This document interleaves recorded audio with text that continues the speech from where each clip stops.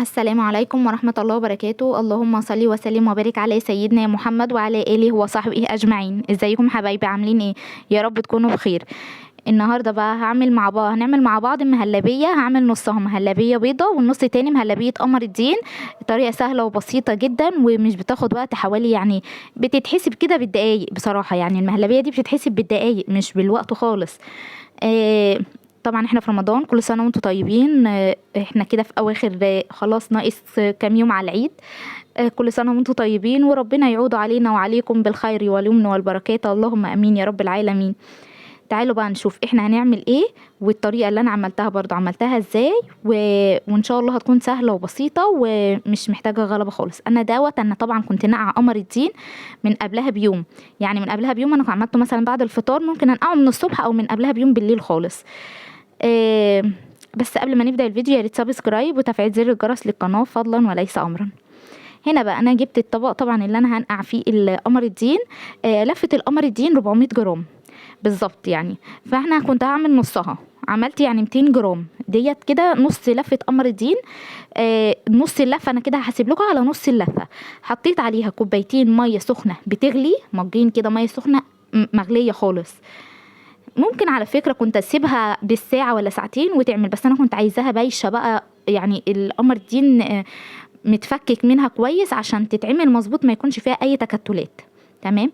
هنا بقى انا كنت سبتها لحد بعد الفطار. هنا كده كانت بشت برضو معايا، كان الحتت اللي انا بطلعها دي بايشه، يعني لو مجرد ان انا بدوس عليها بالمعلقه كانت بتعمل برضو، كانت بتهرس كده معايا على طول. تمام. جبت الكسرولة، حطيت فيها اللبن، نص كيلو لبن. انا كنت هعمل مهلبية قمر الدين، المهلبية البيضة الاول، يعني كوبايتين لبن. كوبايتين اللبن انا كده حطيتهم على النار. تمام. وحطيت عليهم السكر، مثلا المظبوط معلقتين 3 سكر من اللي هم الكبار، على حسب بقى الرغبة، انت عايزة معلقتين، عايزة 3، عايزة 4. المزاج المفضل ليكي مثلا. انا هنا حطيت السكر اللي انا عايزاه. تمام. نص كيلو اللبن، يعني كوبايتين اللبن، كل كوبايه عليها معلقه نشا. انا هنا جبت شويه لبن صغيرين وحطيت عليهم معلقتين النشا علشان بس يدوبوا كده كويس، ما احطهوش ويكتل يعمل تكتلات كده في اللبن. تمام. يبقى هنا كوبايتين لبن، مقدار نص كيلو لبن، كوبايتين لبن، سكر حسب الرغبة، لكل كوباية لبن معلقة نشا. هيطلع معاكي مظبوط، ولا هو تقيل ولا هو خفيف، هيطلع معاكي مظبوط. طبعا مش هنطفي عليهم غير لما يغلي كده، يعني يعمل بقى كده، يعني بصي هيعمل فرقعة كده في النص كده، انت تعرفي ان زي كده، زي ما انتوا شايفين كده اهو. كده تعرفي ان كل حاجة استوت، النشا استوى فيه. عشان لو طفيتي عليه من قبلها، انا بسيبه برضو دقيقة تاني كده بقلبه. لو طفيتي قبل كده النشا مش هيكون مستوي وطعم النشا هيكون باين معاكي. كمان يا بنات، لو انتوا عايزين في الوقت ده كده تحطوا معاه كيس فانيليا، كيس فانيليا اللي هو الكياس العادية او سنة فانيليا من الزجاجة، عادي برضو بيديها طعم حلو. انا جربت دي وجربت دي، انا بيدي طعم حلو، بس انا هنا ما كنتش حطيته. فلو متوفر عندك كيس فانيليا حطي معاهم كيس فانيليا. تمام. انا هنا قلبت برضو فيهم شوية تاني لحد ما كده خلاص بقي تمام قوي. انا هطفي عليه وهجيب الاطباق اللي انا هحط فيها، وهحط فيها بقى، هكون مجهزاه. طبعا المهلبيه ديت بتتحط وهي سخنه، ما تستنيش عليها لما تبرد بقى في الاطباق عشان تاخد سمك الطبق كده كويس، تدي المستوى اللي انت عايزاه بالظبط. هنا بقى انا جهزت الاطباق اللي انا هحطها فيها، وهحط نصها نصها مهلبيه بيضه. انا كده عملت المهلبيه البيضه بس.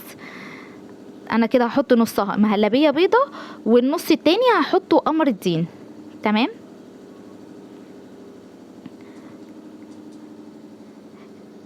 الاطباق اللي انت عايزاها، بس انا عملتهم، وبعد ما عملتهم حطيت بس في 3 اطباق تاني اللي هي مهلبيه قمر الدين، ما كملتهمش كلهم قمر دين، يعني عشان في اللي بيحبها كده وفي اللي ما بيحبهاش، يعني في اللي بيحب اصلا قمر دين وفي اللي مش بيحبه كده. تمام. انتوا فاهمين لحد ما انا قلت كده. عملت المهلبيه وهحطها في كل طبق نص الطبق، وهسيبها تبرد بقى تماما. يعني مش تبرد او بس ايه، علشان لما تيجي تحط عليها مهلبيه قمر الدين ما تتخلطش دي في دي. فانا هسيبها تبرد شويه لحد بقى ما اجهز حاجه اجهز القمر الدين كده واسويه برضو، اجهزه واظبطه، تكون ديت هديت. لو انتوا لسه معايا لحد هنا صلوا على النبي، اللهم صل وسلم وبارك على سيدنا محمد وعلى اله وصحبه اجمعين. كده تمام. انا عملتهم كلهم، كل الاطباق نص نص، وهحطهم على صينيه لوحدهم بس، وهسيبهم بقى يبردوا على مهلهم. وهجيب بقى هشتغل في قمر الدين. هنا جبت قمر الدين اللي انا كنت مجهزاه، وهجيب الخلاط. انا بقى هنا ديت بعمله بطريقه، هي الطريقه دي يعني مثلا بتكون سهله وبيطلع كويس. هنا بص انا حطيت قمر الدين كله. الكميه اللي انا عاملاها طبعا انا عامله نص لفه اللي هي 200 جرام، حاطه عليهم كوبايتين ميه سخنه بتغلي نقعيهم من قبلها بيوم. وحاطه هنا بقى حطيت السكر برضو اللي انت عايزاه. وهنا حطيت شويه ميه او شويه من قمر الدين او شويه لبن، يعني خليهم شويه ميه مثلا قد ربع كوبايه ميه، هتدوبي فيهم معلقتين نشا، نفس نظام المهلبيه. وضربتهم في الخلاط كويس وحطيتهم على النار. يبقى انا حطيت في الخلاط قمر الدين، وحطيت السكر، وحطيت النشا، دوبتهم في شويه ميه قد ربع كوبايه ميه صغيره. دوبت فيهم معلقتين نشا لان هما برضو كوبايتين ميه اللي موجودين في قمر الدين. عامله نص لفه، لو انت هتعملي اللفه كامله هتحطي عليها 4 معالق نشا. وحطيتهم على النار وهتقلبي فيهم بقى كده لحد ما النشا يتقل معاكي، وتحسي ان السمك بتاعه بقى خلاص سمك المهلبيه. وتكوني ظابطه السكر بتاعك كويس جدا. هقلب فيه بقى لحد ما يبدأ برضو نفس نظام المهلبية اللي انا كنت لسه عاملاها من شوية. هيبدأ يغلي، واول ما يغلي معايا كويس كده هروح بقى طافية عليه.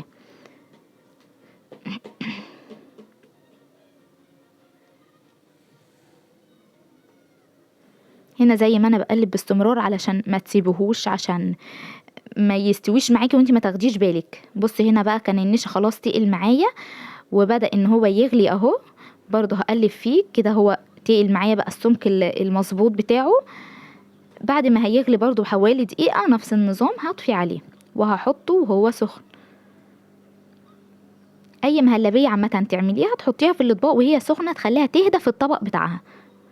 جبت بقى هنا الاطباق ديت، كان المهلبية التانية هديت بقى معايا تماما، وهحط فيها قمر الدين. يعني بصوا بعد ما هحط قمر الدين هتلاقوا فاصل ما بين ده وده، يعني مفيش حاجة اتخلطت في قلب التاني خالص، ده لوحده وده لوحده.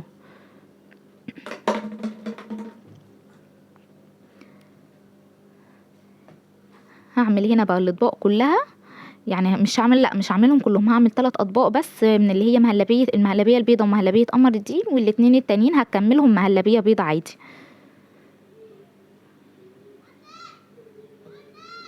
هتملي طبعا، هتكوني برضو بتحطي عليها مكسرات من فوق للي بيحب المكسرات، سوداني وزبيب وجوز الهند كان عندي كاجو. كان الحاجات دي برضو حطيتها كده دقيتها. لو ممكن تدقيها في الهون، ممكن تدقيها تعمليها في المطحنه، بس ما تخليهاش ناعمه قوي، يعني تخليها. بص انا حطاها فيها حتت برضو سوداني عشان اللي ياكل كده يحس بطعم المكسرات. وحطيت من فوق زي ما انتوا شايفين كده زبيب.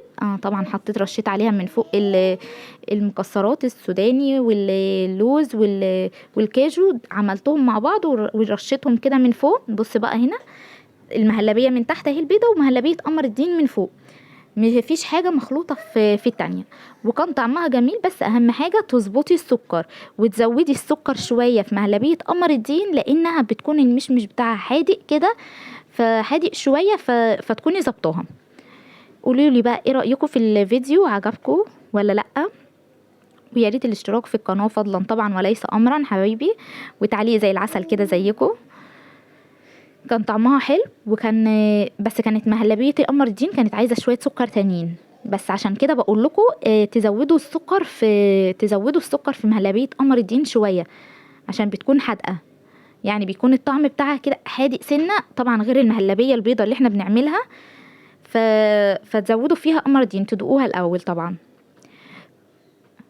كده انا عملت ال3 اطباق. بص شكلهم جميل جدا، الشكل اساسا بتاعهم لوحده كده يفتح النفس بصراحه. ومكسرات رشيت عليهم مكسرات كتير من فوق بقى، والسوداني وزبيب وجوز الهند، وشهيصتهم كده. قولولي ايه رايكم في الفيديو، وكده اكون خلصت. يلا السلام عليكم ورحمه الله وبركاته.